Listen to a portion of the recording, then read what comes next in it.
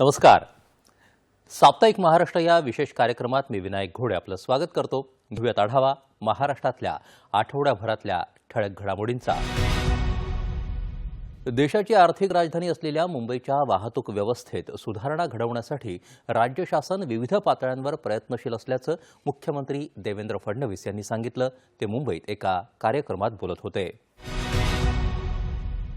मुंबईतली वाहतूक व्यवस्था सुधारण्यासाठी सुरू असलेली पायाभूत प्रकल्पांची कामं येत्या 5 वर्षात पूर्ण केली जाणार आहेत, असं मुख्यमंत्र्यांनी सांगितलं.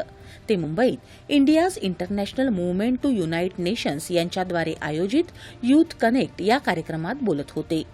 मुंबईच्या पूर्व पश्चिम तसंच उत्तर दक्षिण जोडणीला वेग दिला जाईल, तसंच अनेक महत्वाचे प्रकल्प युद्ध पातळीवर पूर्ण करण्याचं लक्ष्य ठेवण्यात आल्याचं ते म्हणाले. सीलिंगचा वर्सोवा दहिसर भाईंदरपर्यंत विस्तार, दहिसरमध्ये नवीन लिंक रोड, फ्री फ्लो पूल तसंच विविध भुयारी प्रकल्पांमुळे मुंबईतली वाहतूक कोंडी मोठ्या प्रमाणात कमी होईल असा विश्वास मुख्यमंत्र्यांनी व्यक्त केला. In next 5 to 7 years we are going to transform Mumbai.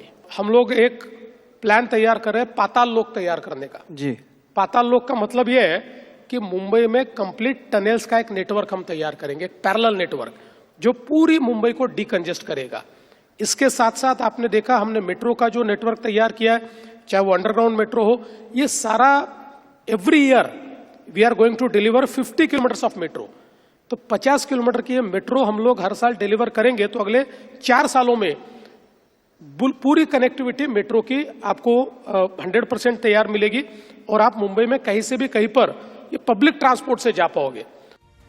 लोकशाही अधिक सक्षम करण्यासाठी युवा वर्गाचा सहभाग अत्यावश्यक असून युवांच्या मतांना स्थान दिल्याशिवाय लोकशाहीची प्रक्रिया पुढे जाऊ शकत नसल्याचंही मुख्यमंत्र्यांनी या कार्यक्रमात अधोरेखित केलं.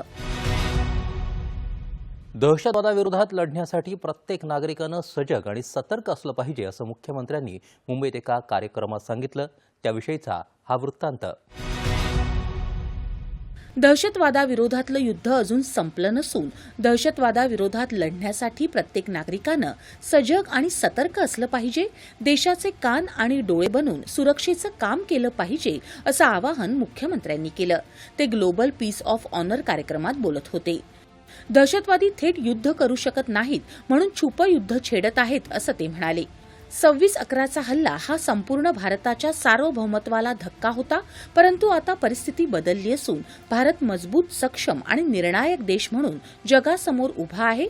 पहलगाम हल्ल्यानंतर भारतानं ऑपरेशन सिंदूरद्वारे पाकिस्तानातील दहशतवादी तळांवर कारवाई करत जगाला आपली क्षमता दाखवून दिली असंही मुख्यमंत्र्यांनी अधोरेखित केलं. आता घेऊयात आढावा या आठवड्यातल्या आणखी काही महत्त्वाच्या घडामोडींचा. मुख्यमंत्र्यांच्या संकल्पनेतून ताडोबा अंधारी व्याघ्र प्रकल्प परिसरात 800 एकर जागेचं पर्यावरणीय पुनरुज्जीवन करण्याचा प्रकल्प हाती घेण्यात आला आहे. या अंतर्गत इथल्या जागेत मानवी हस्तक्षेप कमी करून तिथल्या नैसर्गिक जैवविविधतेचं पुनरुज्जीवन केलं जाणार आहे. राज्यात सुरू झालेल्या प्रोजेक्ट सुविधा अंतर्गत आतापर्यंत 50 लाखांहून अधिक बालकांच्या पालकांची नोंदणी पूर्ण झाली आहे. राज्यात एकूण 94 लाख लाभार्थ्यांपर्यंत हा उपक्रम पोहोचला असून जगातल्या सर्वात मोठ्या शासन नियंत्रित आरोग्य संप्रेषण कार्यक्रमांपैकी हा एक ठरला आहे. शहरी क्षेत्रातील स्वच्छता, पाणी बचत आणि आरोग्य सुधारणा यासाठी सामाजिक उत्तरदायित्व निधीमधून मुंबईत राबवण्यात आलेला सुविधा केंद्र उपक्रम आदर्श मॉडेल ठरला आहे. यातून राज्यात स्वच्छ महाराष्ट्र अभियान गती घेत आहे. या उपक्रमाची मुंबईत 24 केंद्र असून 5.5 लाख नागरिकांनी त्याचा लाभ घेतला आहे. मुंबईतल्या सर्व उड्डाणपुलांची दुरुस्ती तातडीनं हाती घेऊन रस्त्यांच्या पृष्ठभागांची दुरुस्ती करावी असे निर्देश उपमुख्यमंत्री एकनाथ शिंदे यांनी दिले आहेत. ही कामं फेब्रुवारीपर्यंत पूर्ण करावीत असंही त्यांनी सांगितलं. राज्यात प्रत्येक तालुका, जिल्हा आणि विभागात नवं क्रीडा संकुल उभारण्याचा शासनाचा निर्णय असल्याची माहिती उपमुख्यमंत्री अजित पवार यांनी दिली. ते पुण्यात महाराष्ट्र ऑलिम्पिक असोसिएशनच्या वार्षिक सर्वसाधारण सभेत बोलत होते. या होत्या महाराष्ट्रातल्या गेल्या आठवड्याभरातल्या ठळक घडामोडी. पुन्हा भेटूया पुढच्या आठवड्यात. नमस्कार.